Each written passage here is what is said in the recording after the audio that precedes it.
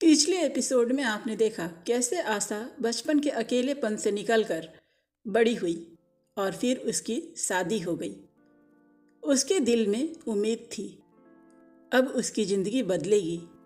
अब उसे मिलेगा स्नेह, सुरक्षा और अपनापन। लेकिन दोस्तों, ज़िंदगी अक्सर वैसी नहीं होती जैसी हम सोचते हैं। शादी के शुरुआती दिन ठीक ठाक गुजरे। आशा को लगा कि उसकी किस्मत बदल रही है, लेकिन जल्द ही सच्चाई ने पर्दे हटा दिए। उसका पति एक ऐसा इंसान निकला जिसे न परिवार की कद्र थी न जिम्मेदारी का भाव। आशा ने जैसे तैसे हालातों से समझौता किया और इसी बीच वो माँ बनने वाली थी। न कोई अस्पताल, न कोई अच्छा डॉक्टर, बस एक दाई। उसने अपनी पहली संतान, एक प्यारी सी बेटी को जन्म दिया। जरा सोचिए, एक औरत जिसने बचपन से ही माँ के प्यार को तरसा हो, अब खुद माँ बनी। उसकी गोद भरी तो चेहरे पर थकान थी, पर आंखों में चमक थी, क्योंकि अब उसके पास जीने का एक नया सहारा था। लेकिन मुश्किलें यहीं खत्म नहीं हुई। बेटी के 1.5 साल की होते होते आशा फिर से माँ बनी, इस बार बेटे की।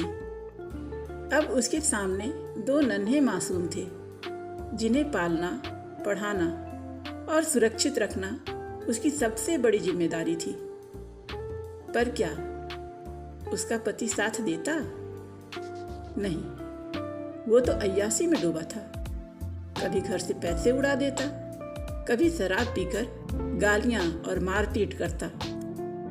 आशा सहती रही, सिर्फ इसलिए कि उसके बच्चे भूखे ना सोएं। वो दिन रात काम करती, खेतों में पसीना बहाती, घर संभालती और अपने छोटे से सपने, एक अच्छा परिवार को बचाए रखने की पूरी कोशिश करती रही। लेकिन कब तक, कितनी देर तक? कोई औरत मार खाकर, अपमान झेलकर जी सकती है?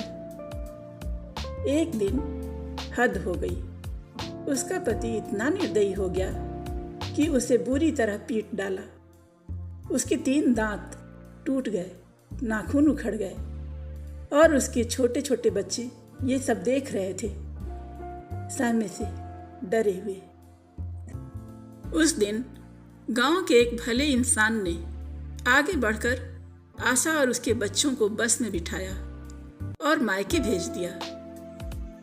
लेकिन क्या मायके में उसे सहारा मिला, या फिर वहां भी वही अकेलापन, वही संघर्ष उसका इंतजार कर रहा था?